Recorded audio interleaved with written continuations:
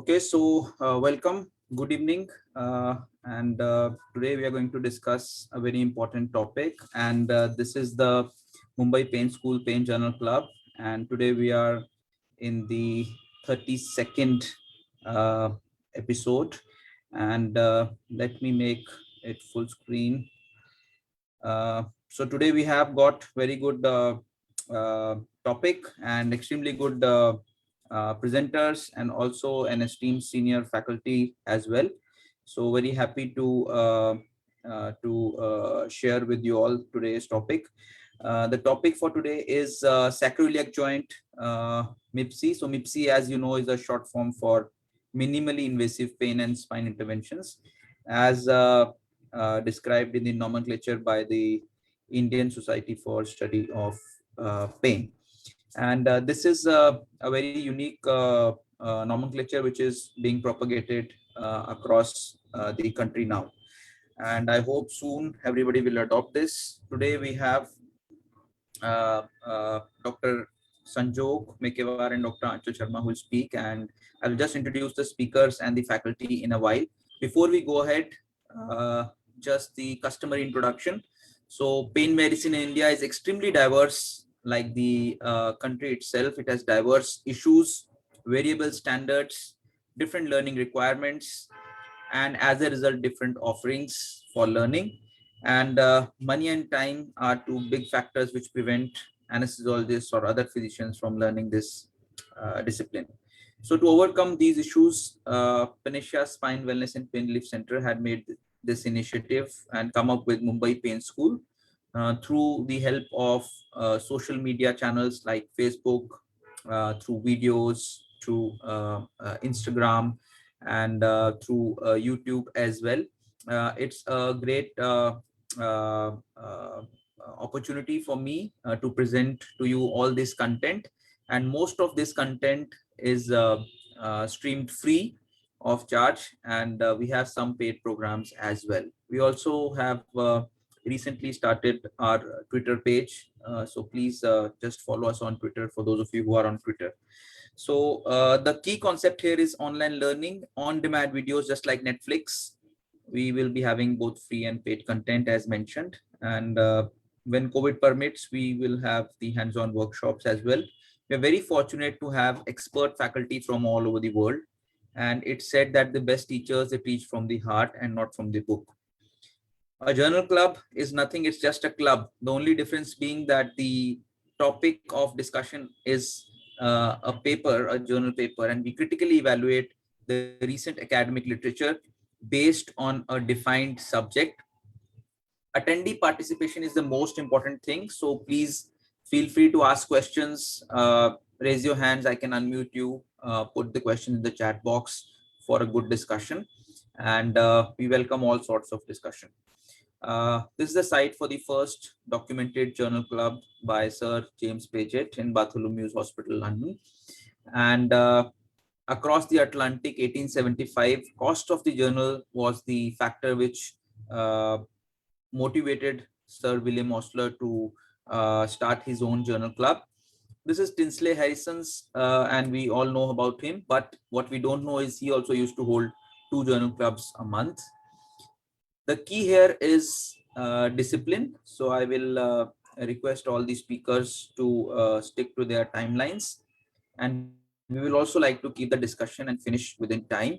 Healthy skepticism or praise is most welcome. This is a bit about me, but I think I repeat this in most slides, so I'll skip this. Today, we are very happy to have a very senior faculty, Dr. Neeraj Jain sir. He doesn't require an introduction, but just for formality sake, I will do his introduction. And it's an honor to introduce somebody who's both FIP and SIPS. And at his age, when he did SIPS, I think it's all the more, respect even increases for him. And he's a senior consultant interventional spine and pain specialist across all major hospitals in North Delhi. And he is actually, this one slide is quite small for his achievement. He's a faculty for certified basic and advanced interventional pain management techniques in national and international conferences. And the most important thing is that he's pioneered some of the non-surgical percutaneous fluoroscopic ultrasound or CT guided pain management procedures in spine disc disease, fracture spine, cancer, or chronic pain disease. He has got a large series of successful percutaneous needle discectomies with balloon neuroplasties, which is a unique technique to him, vertebroplasties and kyphoplasties to his credit. And his aura is such that even surgeons' conferences seem incomplete without his presence. And I think he's got his world record of 6 level vertebroplasties also to his name. He's actively participated, of course, and interacted with world leaders in pain management at various world congresses. So we welcome you, sir. I think. It's my pleasure, my friends, and thank you for calling. Thank you for calling. Great. So now, without spending any much time, we should go on to the presentations for today. So over to you, Dr. Sanjog and Dr. Anchal. I think Dr. Anchal will present first. Dr. Anchal, if you can put your slide, I will introduce you and then you can begin.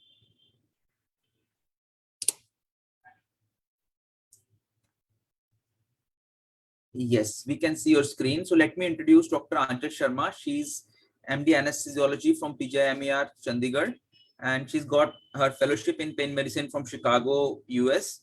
She's one of the very few physicians working in India who are board certified from American Board of Pain Medicine. She's currently working as a consultant in pain and palliative care at Venkateshwar Hospital, Dwarka, New Delhi, and also at New Life Multi-Specialty Hospital, Gurugram, Haryana. So welcome, Dr. Anchal, you can begin now.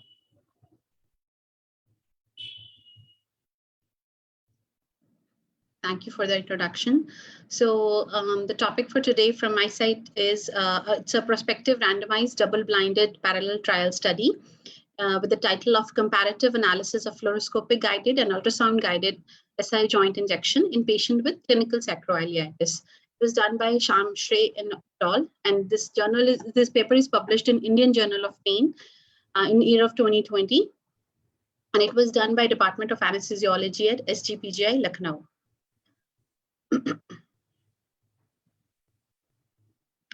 So SI joint, we all know, it's a diarthro-amphiarthrosis joint containing a synovial fluid enclosed by a outer fibrous joint capsule in lower two-thirds of the joint space. And various conditions can affect this joint, like old age, true and apparent length discrepancy, inflammatory arthritis, previous spine surgery, pregnancy, trauma, etc.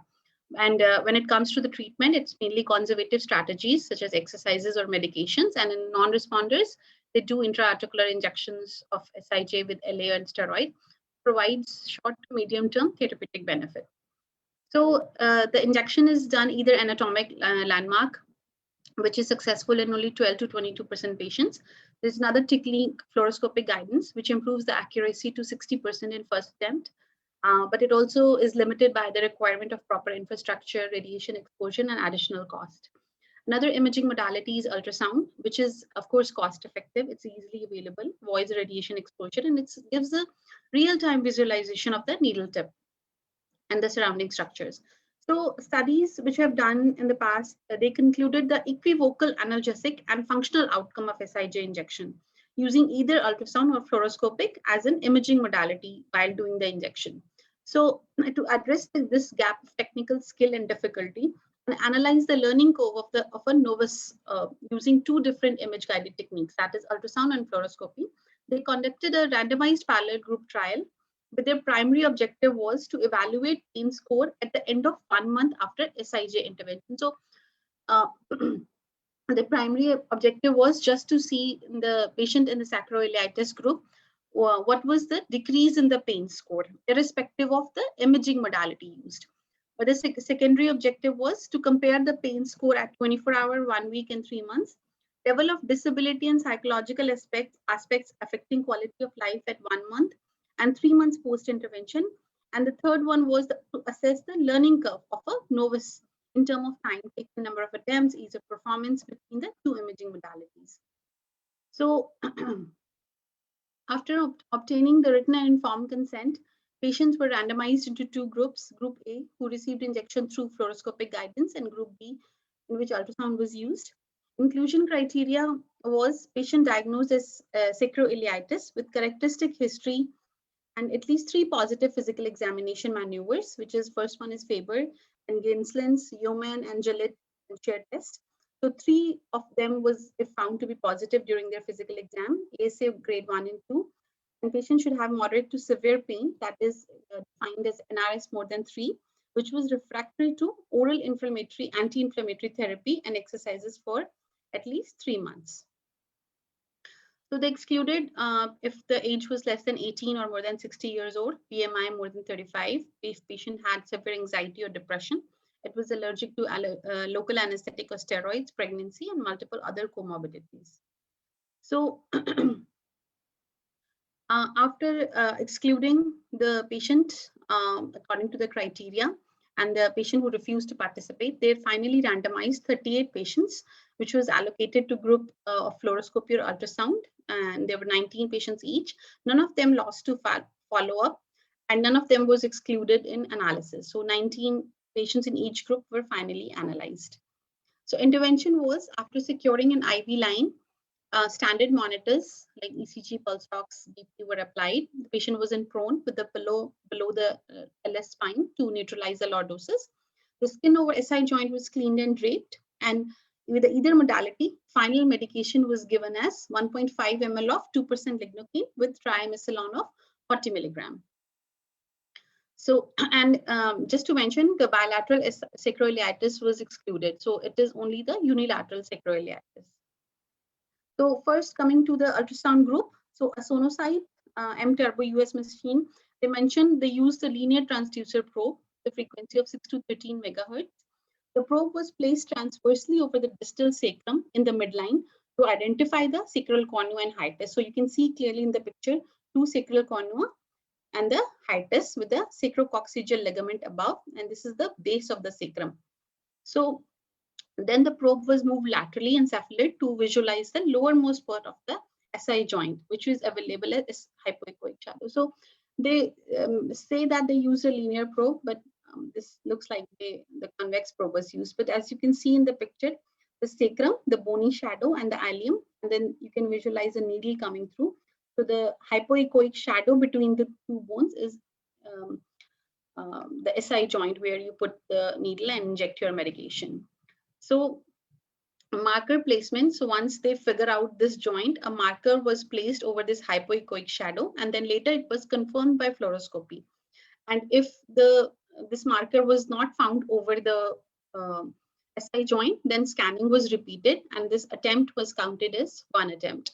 But if it was found satisfactory, then they gave the LA followed by the insertion of their spinal needle, and then using an ultrasound for real-time visualization, they reached inside the joint, and after the needle placement was confirmed by the dye injection through fluoroscopy, the placement was of course not intra-articular. They took a new attempt, but if it was intra-articular, then intervention was declared complete, and all the procedures was done by single interventionalist who was taught and demonstrated the procedure 5 times before hands-on. So the second group is fluoroscopic guided SI joint injection. Same position, C-arm rotated contralaterally to approximately 5 to 20 degree with craniocaudal angle of 5 to 10 degree to, of course, identify the inferior most aspect of the joint. And then after LA infiltration, 22 gauge spinal needle with the posterior part was contacted. You can see this needle going to the lowermost part of the SI joint, and they gave 0.5 ml of the dye to confirm the intra-articular injection. So after both the procedure, when we already discussed the medicine injected, post-procedure, they were observed for 2 hours, and they all were given toricoxib, 60 milligram, which was taken for 5 days, followed by PCM SOS in all the patients.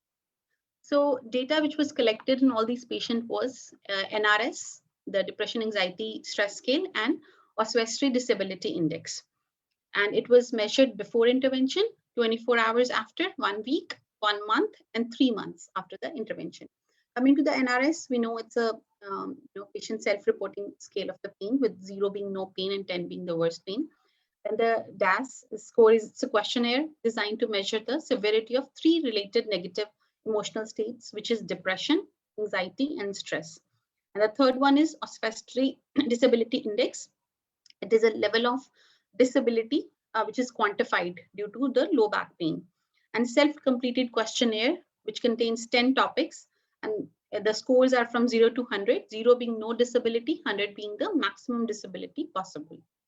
So the learning curve was, for the learning curve, which was our secondary objective, the data collected and analyzed was number of attempts required, ease of performance, which was scored from 0 to 10, 0 being very easy, 10 was extremely difficult, and time taken to perform the procedure, which is calculated in minutes. In fluoroscopic group, time recorded was from the first fluoroscopic image they took until the dye injection, including the radiographic confirmation of the dye. In an ultrasound group, time recorded was from the first probe placement till the intraarticular needle placement, but they deducted the fluoroscopic timing, which they took intermittently. So coming to the results and discussion, as far as demographics are concerned, they have related age group, and there was little higher female preponderance in fluoroscopic group and higher male in the ultrasound.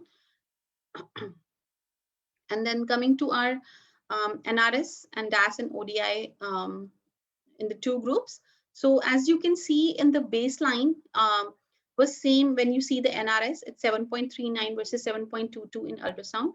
But as the time passes, 24 hours first week, it is decreasing in fluoroscopic group as well as in the ultrasound group. So there was significant improvement as when you see the pain group in both the modalities, and all of the pain scores are, there is a statistically significant improvement. Then coming to depression, anxiety, severity scale. So you do see that the baseline is same, but then there is a decrease in the anxiety and depression severity index, both in the fluoroscopic and ultrasound, and both of them showed statistically significant improvement. And then the disability index, similarly, baseline is same, 45 versus 46, and then the decrease is seen in both the modalities, and both the modalities showed statistically significant improvement. Then coming to the intergroup comparison, fluoroscopic versus ultrasound, then you can see then there is no major difference where you can see in either group. So both of them did decrease the pain score. They did improve the depression, anxiety, severity index, as well as the disability one. But when you come to the curve of learning, the mean number of attempts in two groups was slightly lesser on the fluoroscopic side and slightly higher on the ultrasound group. And this was found to be statistically significant as well. If you see this graph, the series 1, which is blue color, is fluoroscopic group. And you can see the number of attempts as you go on increasing the procedure they're doing, it kind of decreases. So it's more easier. They learn through fluoroscopic more quickly than the ultrasound you see. It did come down, but then in the beginning it's higher. So this is intraarticular needle placement achieved in fluoroscopic group was in 21% in the first attempt, 53 and 26 in second and third attempt, versus ultrasound group, which is only 11% compared to 21% in fluoroscopic, and then 26, 47. So all the three figures are less, and even some of them, like 16% of the cases, did require even the fourth attempt in the ultrasound group. So these are the procedure related variables comparing the two groups. So ease of performance, you can see it's fluoroscopic, they rated at more easier to perform. Number of attempts was slightly lower, and then the time taken was also lower in the fluoroscopic group. So coming to the discussion, studies in the past have compared fluoroscopic and ultrasound guidance in SIJ injection, and then they showed the mean NRS score of 2.5 at the end of 12th week compared to 0.8 and 1.7 in the studies. They have seen two possible differences could be for this, two possible reasons for this difference could be the endpoint in the study was intra-articular as against the intra versus peri-articular injection in other studies. And the endpoint was validated by fluoroscopic in both the groups, hence increasing the accuracy of performed intervention. So chronic pain, we know that it's frequently accompanied by distressing emotions like stress, anxiety, lack of sleep, anger, which have not been quantified till date in case of SIG related pain. So quantification of psychological impact of this pain and its relief was done during DAS score in this paper. An absolute decrease in mean DAS score was seen even at 12 weeks in both the groups, indicating that the transformation of patient from severe state of distress to mild state if you take care of their pain. And the comparable effect between the two groups can be related to full and decrease in chronic pain, which hence increases norepi, dopamine, and serotonin levels, which is depleted otherwise in chronic pain patients. In terms of procedures, Novus performed the intervention only after observing and assisting 5 cases using both the modalities. So we have discussed this, that the fluoroscopic was rated more easier than the ultrasound. And the difference, of course, could be because of anatomical clarity, which is more obvious in fluoroscopic than the ultrasound. So limitation accepted by them was there was a single Novus involved to assess the learning curve, but studies including more number of Novus performance should be undertaken in the future, they say. Both intra and the periarticular injections could be included in either group. And other than dye confirmation, needle position should be validated by fluoroscopy. So critical analysis from my side. This is the paper where, along with the pain relief, they have discussed psychological impact of the pain, which is very important clinical aspect when you see patient as a whole. So we should also focus on this aspect rather than just the pain score. And then sacroiliitis patient was included, and the results were found to be similar, even better than compared to the SIJ arthritis and arthropathy, which is done in the previous studies. So we can see that in even sacroiliitis patient, this is helpful. But the only thing I would say is figure shown in the ultrasound intervention doesn't seem to be done by linear probe, as they have mentioned, as I discussed before. So take home message from my side, both ultrasound and fluoroscopic guidance provide equivalent outcomes when you see pain, disability, and psychological impact in SIJ interventions. Ultrasound is, of course, technically more challenging and requires a greater skill. So hence, a novice should be first trained using fluoroscopy, followed by ultrasound for these procedures. And they say minimum of 8 fluoroscopic guided and 13 ultrasound guided interventions under supervision are required to attain a consistent performance. Thank you, Dr. Anchal. I think that was quite a comprehensive paper and a great presentation. So Dr. Neeraj sir, will you like to have questions now, or I think there are two things now here. It was a very good presentation on a very good paper, actually. It was a very good job done, and I must compliment you for this. There are a few questions which are relating to your paper, and there are a few questions which will be relating to Soneji paper, which is the next paper. And they're quite parallel in works, So I think I'll be asking few things now and few things later on, and then I'll couple them up, So there are few points which I think you have to elaborate on, and which is something to focus on. Was there any medication given to these patients pre-operatively, pre-procedure? Any medication they were on? Any mention of that? Not that they mentioned of.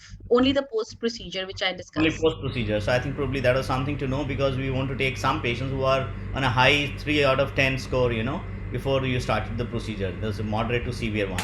Another point which was to my mind, which is important and pertinent here, we are doing a study. What are we studying? Are we studying the noviceness of the procedurist or the interventionist, or are we checking the procedure per se, the new procedure like ultrasound for SIJ?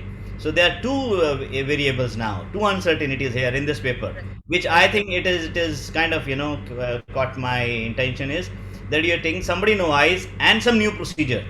So that you either check one person or the procedure. Now you're checking both the things together. So that as two variables are difficult variables. So I think where you said there are 5 procedures which was demonstrated, as I read the paper, were demonstrated to the person. And when you say the expertise, he has got expertise of 8 procedures in fluoro and 13 in ultrasound. He got a time expertise, stabilization of the time expertise, right? They said during the study. During the study, right. You showed the graph. So after 8 fluoro and 13 ultrasound, there was stabilization of the timing part, right? So we could do a study from then to know the procedure thereafter. You see, before that it was the procedurist who has been checked. After that, the procedure can be checked. So you cannot take 2 variables and then you count them accordingly. So that is my contention to really hit there. And another point was the demography. When you say demography, there was 14 females and 4 male in the fluoro group, and 7 female and 11 male in the ultrasound group. So when you're doing blinding of the groups, how come there's such a big variation in the population, male-female population? So that was my concern, another concern. They should be equal, somewhere equal, but 14 and 4 is different. Another point, if you catch it here, is 14 and 4 makes 18, 11 and 7 makes 18, but there were 19 people in each there group. were 19 patients in In each group. So where is one gone? Where is one missing? You see 14 4 in one group, and there's 11 and 7 in the ultrasound group. So where is the 19th person gone? So the calculation varies. So that is my another thought. I thought I'll share with you, and That's these are important things because then you can put in critical analysis. My point was here. You have to mark these points. And why they say the NRS is different in fluoro than ultrasound group, which is mentioned again and again. The fluoro are doing better than the ultrasound group. But in your study, if you just see that you've done a fluoro check and then you did a ultrasound, the fluoro after the ultrasound to check it is intra-articular. See, in your study, then the other study which he is going to talk, he is this periarticular plus intra-articular. Your all needle tips at the end of the ultrasound procedure is intra-articular. So how come the NRS is different? Now you almost as a fluoro. So how come it is different in ultrasound and NRS group? The ultimate results, they have to be equitable. In other words, that is my another thought. And if you very closely observe the procedure part, somebody like you are doing or I'm doing the procedure, you're doing an ultrasound check for the SIJ, right? You did a right thing. You started from cornua and went up. Like in other study, they started from above and came down. Right?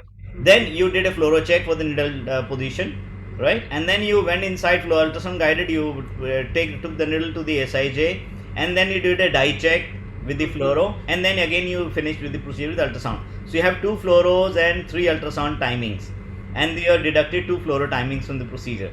So that is another point, and there was no mention of the radiation count in the fluoro group. Like same study, same they did in other study. They didn't check the how much is the radiation in the ultrasound group, which they should have compared. Actually, I personally think so.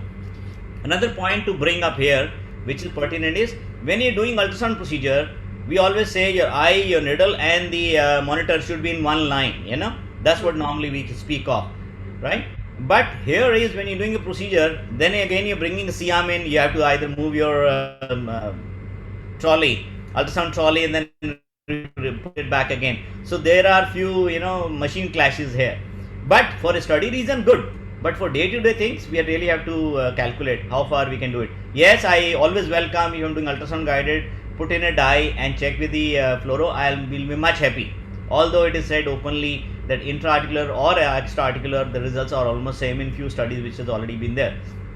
So this is something I thought I'll bring to your knowledge, notice, and we can dissect upon later on. There are few more questions which is common to both the groups. So I'll be talking at the end of the second talk, but they're important. They're very, very important. At the end of the day, I'll be talking few things about the needle visualization, number 1. This is important. And then ultrasound vis-a-vis fluoroscopy in SIJ point of view. So that will be a message giving for everybody, including you all.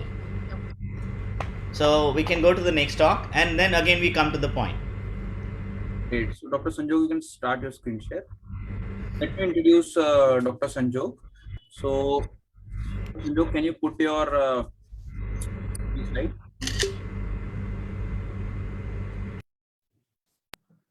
Great. So Dr. Sanjog Mekewar is DA DNB and fellowship in pain medicine. Is a consultant spine and pain physician at various hospitals across Pune. He's also visiting consultant at BJ Medical College and Sassoon Hospital at Pune. And he's also the director of Jivisha Pain Management Center in Pune. His area of interest is spine endoscopy and regenerative medicine. And he's got some publications as well in the national journals. He's an avid traveler and explorer. Great. So Dr. Sanjog, please begin. Thank you, sir, for the introduction. Good evening, everyone. So the paper that I'm going to discuss today is titled as the comparison of fluoroscopy and ultrasound guidance for sacroiliac joint injection in patients with chronic low back pain. So this was a prospective randomized control trial which was conducted by Nilesh Sonji et al. And from the University of Toronto and Queen's University, Toronto, Ontario, Canada. And this study was published in Pain Practice in 2015. Now, as we know, sacroiliac joint arthritis is a common pathology affecting 15 to 30% of the individuals with chronic mechanical lower back pain. Now, intra-articular local anesthetic plus steroid is an intervention which is most commonly performed for the sacroiliac joint arthritis. And Dr. Achal has already talked about the three techniques, that anatomical landmark technique, fluoroscopy guided technique, and ultrasound guided SI joint injection. So now the prior studies which are conducted estimated the accuracy of ultrasound guided intra-articular injection to be 40 to 80%. There were also two studies which suggested that the therapeutic value of peri-articular SIJ injection may be similar to that of the intra-articular injections.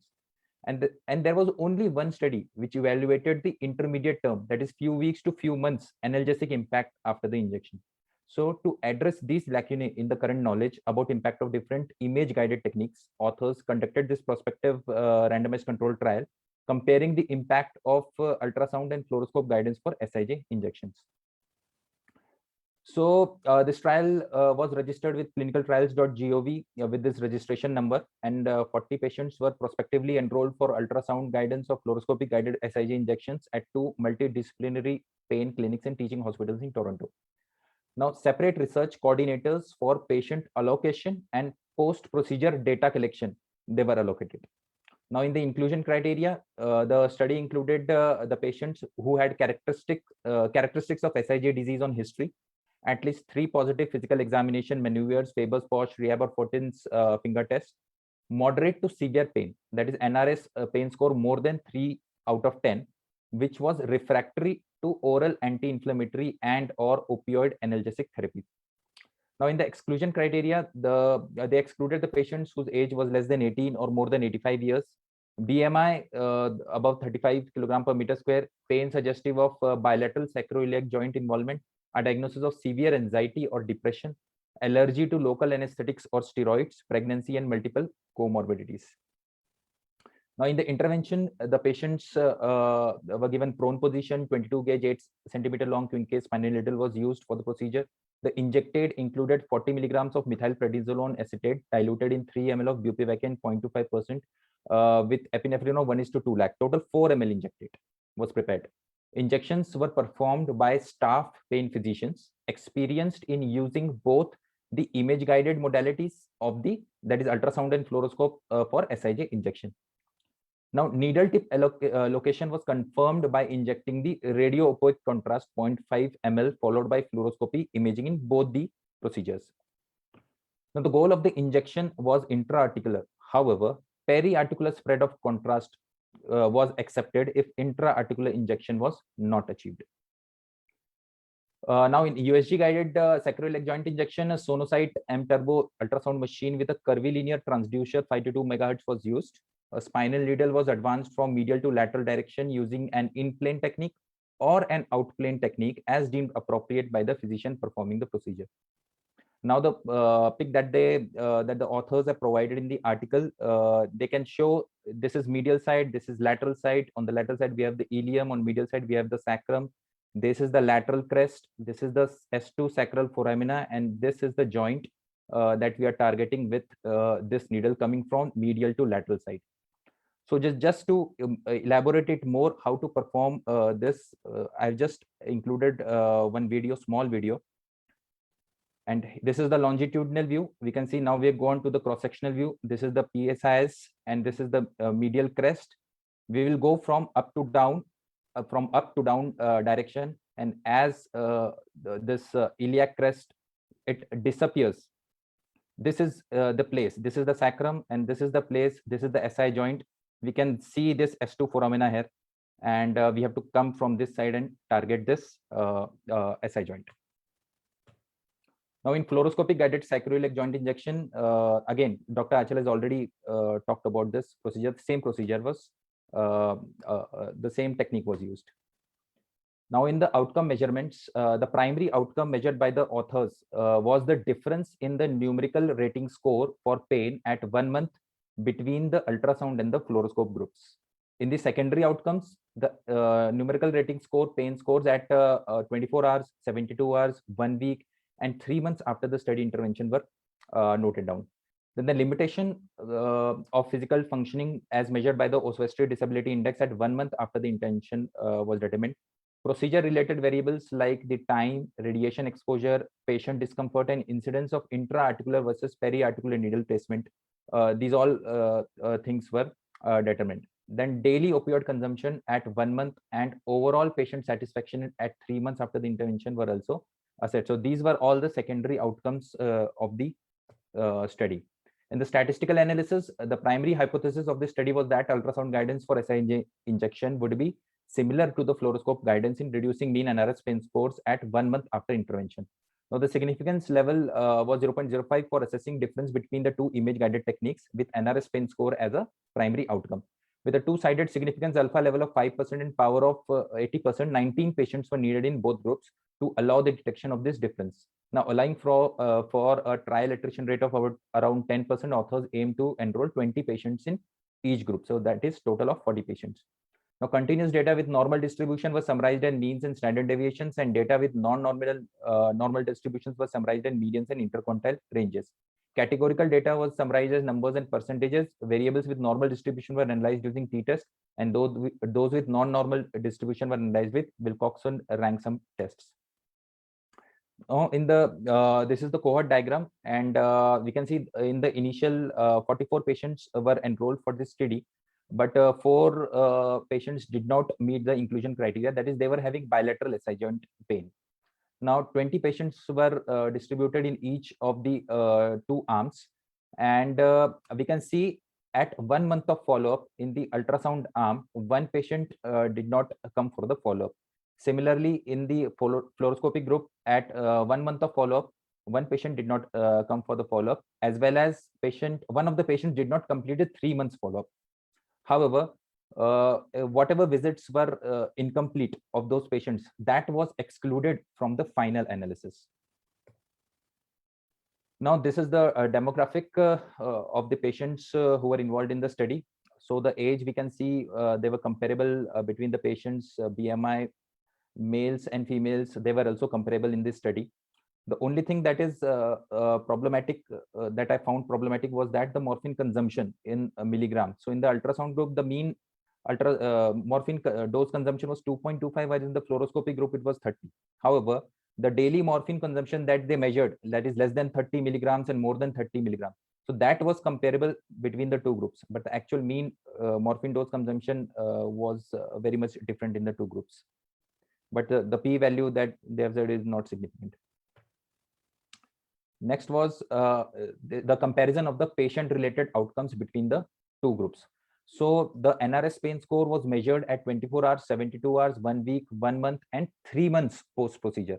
And we can very well see that the NRS scores, they have reduced from the baseline till 3 months post-procedure.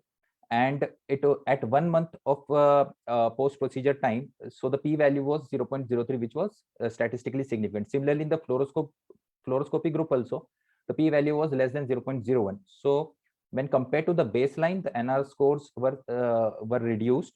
However, when you compared the ultrasound group with the fluoroscopy group, so the p-value was not significant. That is, the results with both the ultrasound and the fluoroscopy were comparable. In the ODI scores, we can see that the pre-procedure ODI score in the ultrasound group, it has reduced by 4.7% at 1 month post-procedure, while in the fluoroscopy group, it has reduced by 11%. However, it was not statistically significant. When you compare the ultrasound and the fluoroscopy, it was not statistically significant. But we can see that the results, the increase in the ODI score, or the betterment of the ODI, reduction in the ODI score, was more significant in the fluoroscopy as compared to the ultrasound group. Now, when we come to the daily morphine consumption, so there was no change in the morphine consumption. So same number of patients consumed the almost the similar doses even after the procedure. Overall patient satisfaction. Now, in this, if we club the satisfied and most satisfied group, we can see that around 55% of the patients were satisfied in ultrasound group, while around 70% patients were satisfied in fluoroscopy group. So again, the statistics show that it is not statistically significant, But if we club these two things, we can say that the patients are more satisfied in the fluoroscopy group than the ultrasound group. Now coming to the comparison of the procedure related outcomes between the two groups. Here we can see first, we can talk first about the intra-articular injection. So in the ultrasound group, only 50% of the injections were intra-articular, while the rest 50% were peri-articular. While in fluoroscopy group, 65% of the injections were intra-articular, while the rest were peri-articular. Now, when we come to the procedure time, so the procedure time was around 560 seconds in the ultrasound group, while in fluoroscopy group it was 323 seconds, which was statistically significant. So it was statistically significant reduced time taken to perform the fluoroscopic guided procedure. But why was that? We'll come to it in some time. If we talk about the procedure discomfort, then it was not statistically significant. So it was same type of discomfort in both the procedures. Now, if we talk about this study, this was the first study to utilize both the patient-related outcomes, that is the pain scores, the physical functioning, opioid consumption, overall satisfaction, as well as the procedure-related outcomes, that is the accuracy, procedure time, patient discomfort, to compare ultrasound and fluoroscope guidance for the SIJ injection in patients with SIJ arthritis. Now, of the prior studies, there has been significant variability in the rates of intra-articular injections.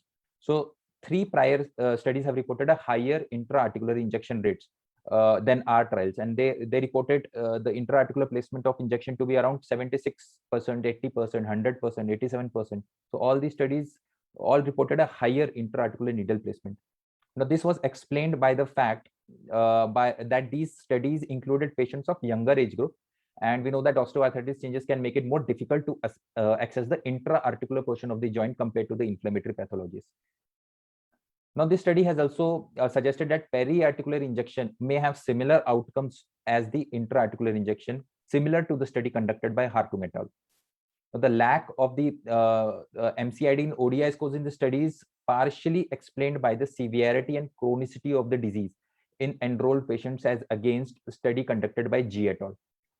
Now, greater time, as we saw that the more time was required to perform the ultrasound guided procedure. So greater time could be explained by the inclusion of time for fluoroscopic confirmation. So included the confirmation time in the overall time of ultrasound guided procedure. That was the time was on a higher side. Now, the limitations accepted by the authors included first was that there was a small sample size and therefore they could not conduct the non-inferiority analysis. The study was not powered to assess the safety aspects and complication rates of the two guidance techniques. So did not have any data regarding the complication rates associated with each of the two techniques. Although this study had a blinded observer for data collection in the post-procedure phase, ideally patients and procedure-specific assessment should also have been blinded to allocation of trial group. Next limitation accepted was that it was a short follow-up. It could have been extended to 6 months or 1 year. And finally, the study was limited to patients with BMI less than 35 kg per meter square. And the application of ultrasound for axial procedures in patients with higher BMI is technically challenging, and studies are required to evaluate the role of ultrasound for SIJ injection in this group of population. Now, in critical analysis, my first analysis is that though this study concludes that both ultrasound and fluoroscopy guided intervention results are comparable, I find a number of parameters that were measured were more in favor of fluoroscopy than the ultrasound. Secondly, there was a mismatch between the groups considering the mean dose of morphine that we have seen. There was no mention of the number of attempts taken for needle placement by the physicians in this study. And next, the comparison of, as we already discussed, comparison of adverse effects is very, very important when we are comparing two techniques, and it should have been done. So the take-home message is ultrasound can be used in cases of sacroiliac joint injections with comparable efficacy and accuracy of fluoroscopy. However, adequate training and expertise is required to conduct these procedures proficiently. Thank you. Thank you, Dr. Sanjog. Over to you. Yes, sir. Good job again. I think probably this time you did a better critical analysis because there were a few points which I noted down and you already mentioned them very nicely. And I think worth mentioning is there when you said a morphine thing, morphine consumption is said to be, when you're talking morphine consumption, then you're talking, if you look at the morphine consumption chart, go back to the morphine consumption chart quickly. So I want to mention something where people sometimes make a big mistake. Just put the slide up quickly. Morphine consumption. Yeah, look at the morphine consumption. You look at this. If the morphine consumption is less than, it's okay. Yeah, you had 2.25. Look at this pre-procedure and post-procedure 1.13. So anywhere when you're talking about, if you just go a step down, pre-procedure less than 30 milligram or more than 30 milligram, same post-procedure, then you're having a 16 people having less than 30 milligram, 4 people having more than 30 milligram.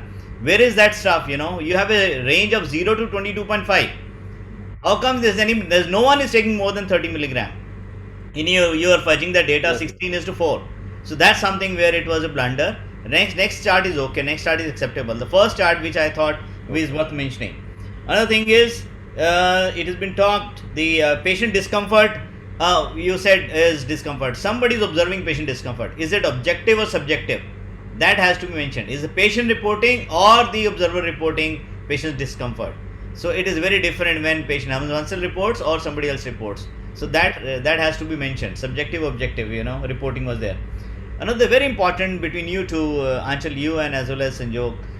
What do you think is the volume of the SIJ in normal individuals? Anybody? Volume of SIJ, SI joint. What is the volume? Normal volume. Anybody can come up quickly.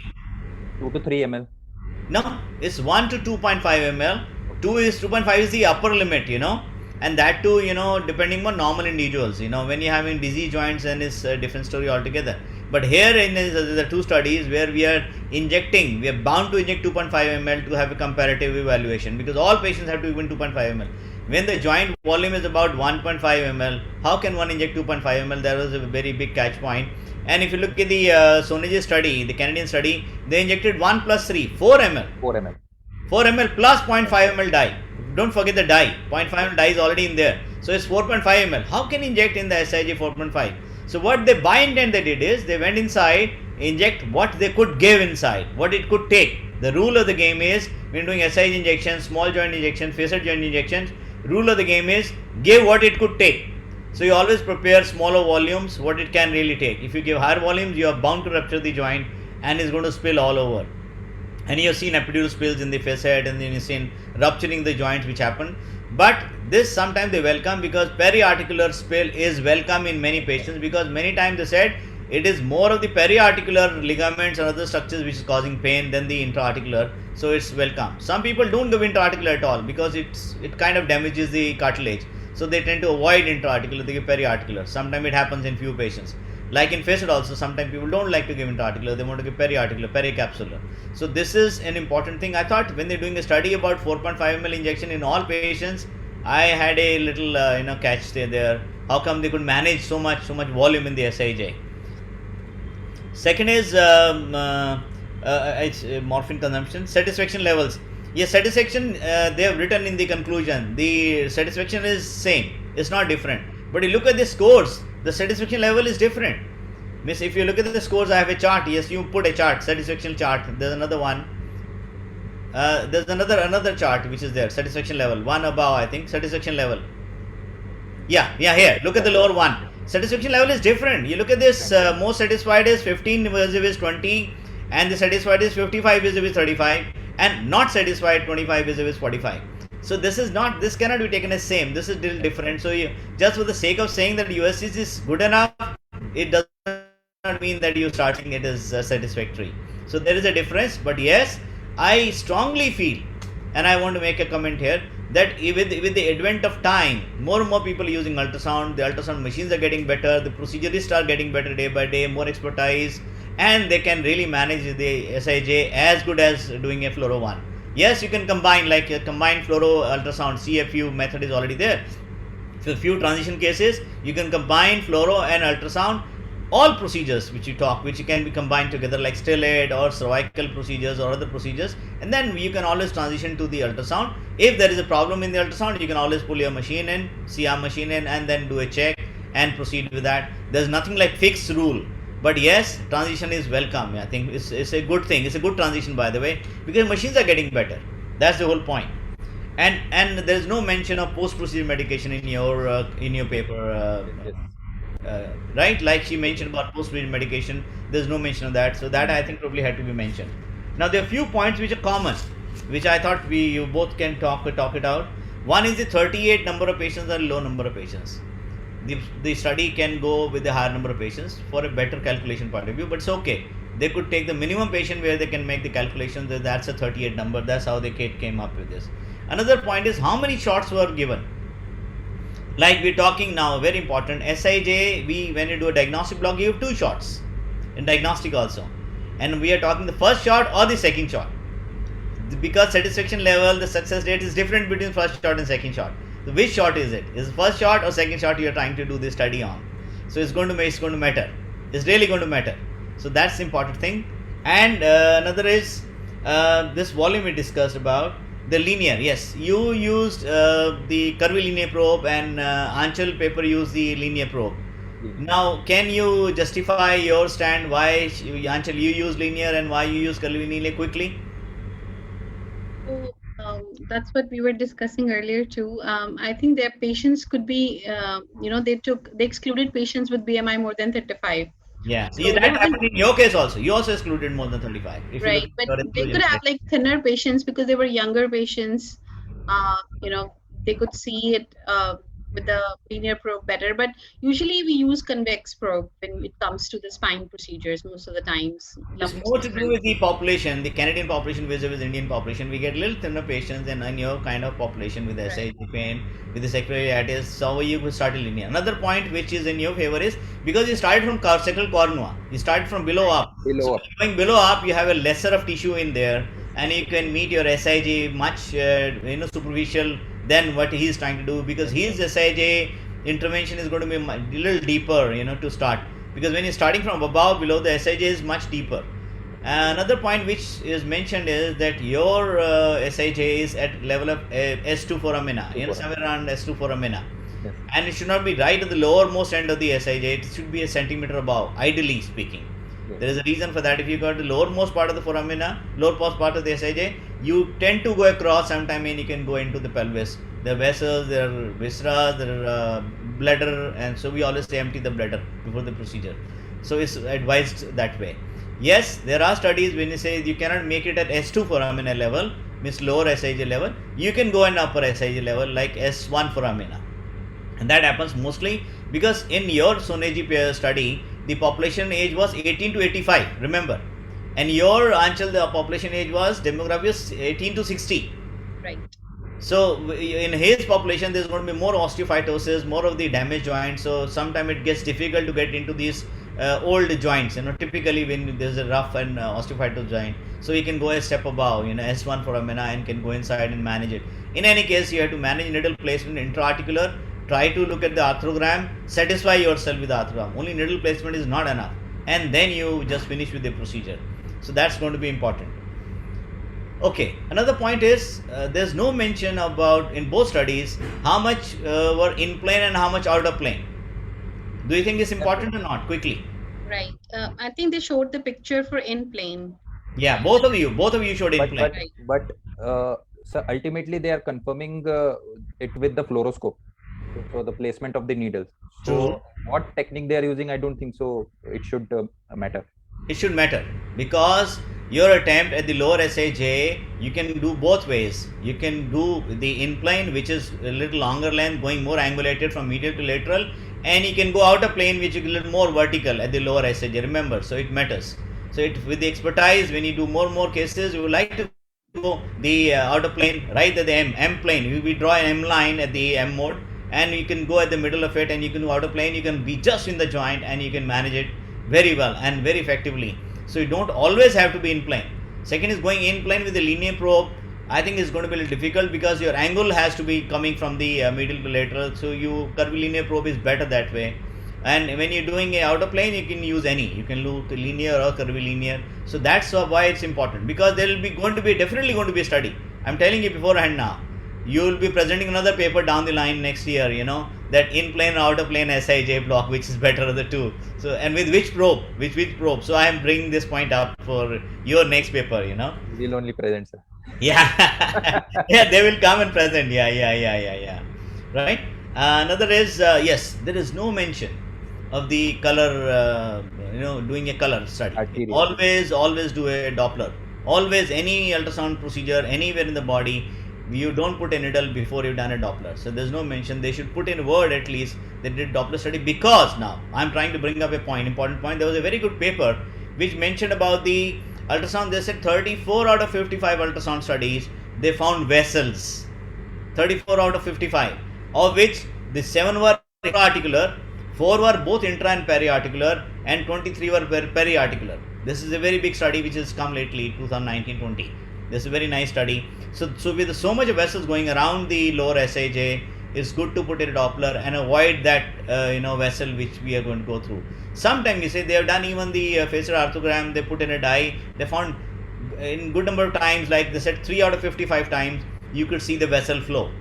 You run off, So we have been seeing, like we are trying to put in dye, we don't see a dye, so there's a vessel run off. Then you do a live fluoro, you find there's a vessel, clear cut vessel, and you avoid that vessel, change your position. Although in initial thought I used to think that we might have gone intraosseous, because they're osteoporotic patients, you're trying to put a needle, it has gone into the bone, you're trying to put a dye and it's showing a runoff, so it is intraosseous. Now I realize it is the vascular, not intraosseous, So that is something which I have to be very careful. So the message at the end of the day is, everybody has to understand, when you do a procedure, definitely put a Doppler. And they've done a good study, they've done a power Doppler in a good number of patients, and they could catch sacroiliitis much earlier than the clinical and the radiological diagnosis. So that is another advantage point of putting a Doppler, power Doppler for that matter. Right? And another is discomfort. Some study, your study, Anchal, there is discomfort of the doctor vis-a-vis discomfort of the patient in your study, Sanjog. So that's something comparative. You're talking about doctor's discomfort and he's talking about patient discomfort. So it's going to be important to understand. And in Sanjog, your study, you did 3 out of 4 tests which have to be positive. Yes, sir. Clinical test. In Anchal, your study 3 out of 5. 3 out of 5, right? 5. What is the right and why? Quick. What is the right and why? Why are we talking 3 out of 5, 4 out of 5? Because the sensitivity of tests is not Exactly. Go ahead. Yes. Because sensitivity of these tests is hardly 60-70%. If these Perfect. tests are coming positive, then the chances of diagnosis of it increases. As I joined. Yeah, there's so many tests, they have labeled those tests. They said 3 out of 5 are positive, that becomes sensitive. And the sensitivity of 3 out of 5 is, they have come out with something like, I'll give you that number, Yeah, 91% sensitivity and 76% specificity in 3 out of 5 tests. I think 4 out of 5, I don't know what is the right thing. They have taken the 4 tests, you've taken 5 tests. I think 5 would be a better option when you're trying to diagnose clinically. Then obviously you're going to do a diagnostic block, because the radiology may not be helpful in good number of times. It is said already. So that is another point, right? So there are few things which is common, fluoro. Now these are about papers. There are few things which is otherwise we can discuss beyond paper when we are talking about SIJ or we are talking about fluoro or versus ultrasound. One thing is, when you're getting into the joint, and as Siddharth would vouch it, then you definitely get a feel of entering the joint. Remember, all joints where you just enter, you go to the capsule inside and you get the free, it gets a little free. So that is important to have the feel of the joint. So this is important. Then obviously you do a dye check. Now there is something which is called, your needle is looking very great, but your dye is not going good, dye is not looking good. So could there be a reason for that? You, Anchal, quickly. You're inside the joint, but you're not getting arthrogram. Quickly. Maybe it's periarticular. Or No, you're intra-articular, I said the word. Okay, it's periarticular, because when you go through the ligaments also, periarticular ligaments also, that gives you a free feel. They may be the joint. You can call it like an epidural versus spinal, going epidural and you get LOR, then you going spinal also. So it's more like that. Now let's quickly. The joint volume is less, it is fused. Fused is one aspect, definitely. Another point is, good number of times you see your needle tip is inside the cartilage. Please understand. You're inside the joint, but you're dipped into the cartilage. So when trying to put in a dye, it is not showing up. So you just change your needle tip. So I'm giving a lead because you will see these things happening very practically. You are right there inside, but your needle is against the cartilage, so you're not trying to inject. You're trying to inject, it's not showing off. So these things do happen. And obviously the joint is a little angulated. So for some reason, I said initially, you all don't always try to go from above below because you can get into the pelvis. You should always, when you're trying to see the lower end of the joint, you see cephalocaudal tilt, which you mentioned I think earlier also. But here, when you're trying to inject into the lower part of the joint, you just try to put a C-arm again a little straight, because then you can start from below up also. Because once you diagnose the lower joint line, then it becomes important that you're not going to go out of the joint, anterior to the joint, in other words. Remember, if you look at all arthrograms and your procedure images, which is in lateral fluoroscopy, the dog here you see needle going from below up. If you watch very carefully, all these images, they're going needle from below up. Nothing is coming from above below. All the way showing cephalocaudal tilt initially. What about the prolotherapy? Siddharth, you did a talk on prolo and all. I think I want you to educate people. Prolo vis-a-vis PRP vis-a-vis steroids. I think prolo is a very good option if especially if you want to do it periarticularly, and it has a lot of potential, and plus if you add to it the cost benefit and the number of times you can simply and easily do it, then it becomes actually very good. PRP, if cost is not a factor, I will always use PRP instead of the dextrose or something. Because it has been found to have almost similar results, and in fact in some cases it's even better. So that's my take on it. I routinely don't use dextrose or other things around the sacroiliac joint, but mostly it is only either a steroid or plasma, whatever. I think these boys, they did talk on prolotherapy, as well as there was a talk on SAJ last time. So that is a very important point. Yes, they have already done a study where they see PRP is better than the prolo, because they do a lower number of procedures in the PRP than and the end result is better. Although steroid may be happy to begin with, but over a period of 11-12 weeks and other thing, there is a crossover. The PRP or the prolo are better off, because these joints have a lot of loose ligament. The ligaments become loosened out, so there is a lot of pain and everything, instability in the joints, like listhesis kind of scenario, So in the lumbar spine, so the same thing is happening in the SIJ. So you have to strengthen these ligaments, and that is very, very important. Doing all this prolo and the dextrose and everything is so important. And the last I want to just educate is the last few lines, and then we can do closing as and when you want. About the ultrasound, the needle view is so important. Now there are a few tips on needle viewing. First, I want you people to tell us, and then the rest I'll compliment. Please go ahead, Anchal and Sanjog.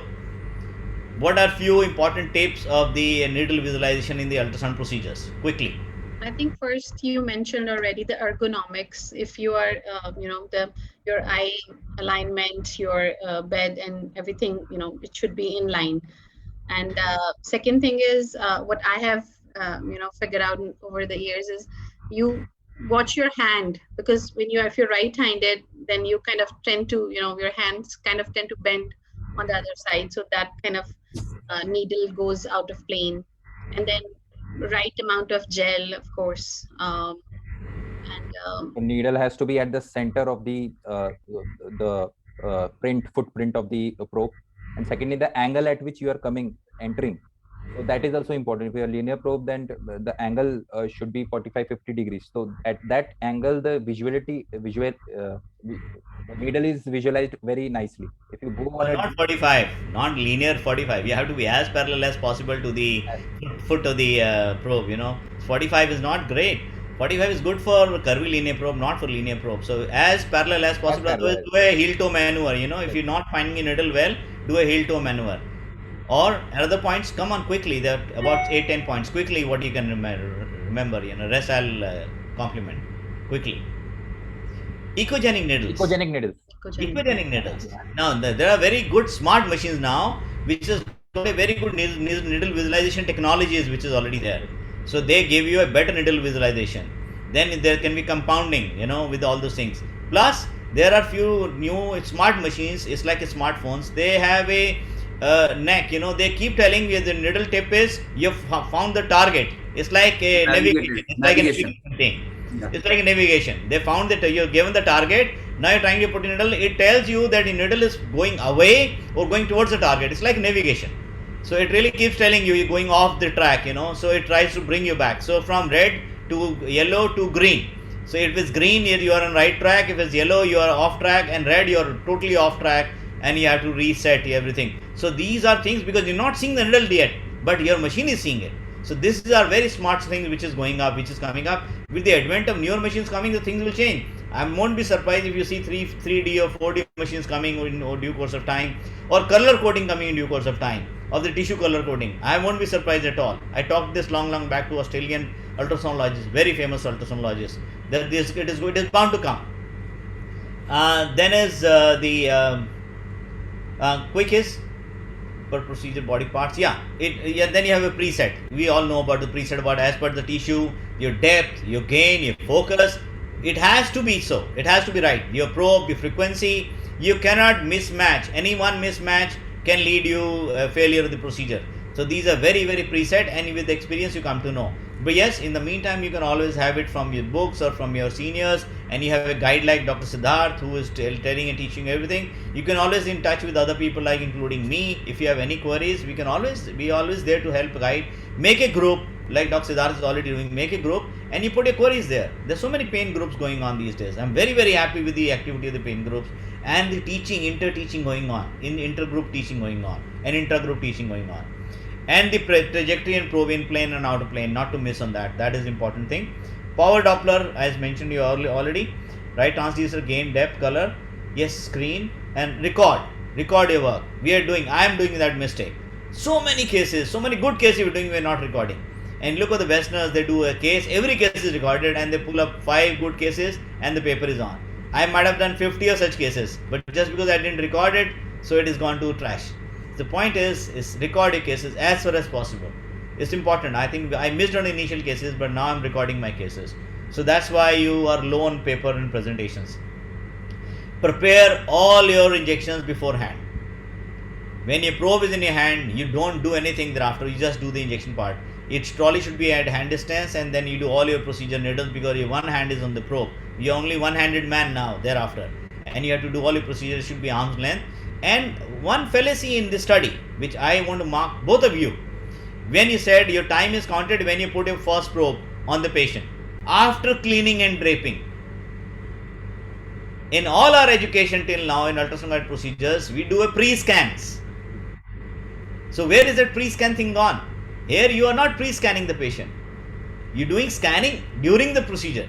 So pre-scanning is gone. So that is a fallacy. I would call it a fallacy, but they're trying to do pre-scan in the procedure part instead of any pre-scan. Also, in all our procedures, we always pre-scan patient, and then we clean drape the probe patient, and then we start with the procedure. So that's another important thing, right? And I think that's the most important part. If you miss the pre-scan, you're doomed to fail. I mean, pre-scan, planned your trajectory, your probe. I have changed my procedure sometime. I changed my needle trajectories. I've changed my probe sometime, and that's going to be important. This is going to be very important. And another important point is, sometime you scan with one probe like linear, and when you want to do a procedure, it will be linear. Like in suprascapular, you want to do a procedure, you found it very good position with the linear. Now you want to do procedure which is deeper one, so you take a curvilinear. So you might have changed other way around. Sometimes you see, say, and another important is, always when you are blinded at the tip, like in intercostal block, or you do a facet thoracic facet block, or here in this position SIJ block, and always try to touch and hit the bone there. Bone is your friend here, and then you redirect your needle. Now you know the depth, which depth you are on, and now you redirect in the same depth. Now depth give you an idea. Try to look at the tip of the needle now, because if you lose the tip of the needle, you can be anywhere in the body. So that's not on. Ultrasound guided procedure, rule of the game is, you may see shaft or not, but always never miss on the needle tip. So you try to visualize everything in length. That's the whole point. Anything else you want to add, Dr. Siddharth? No, I think if there are any questions from the audience, if there are any questions from the audience, we'd like to take them now. Otherwise, we'd like to just go to the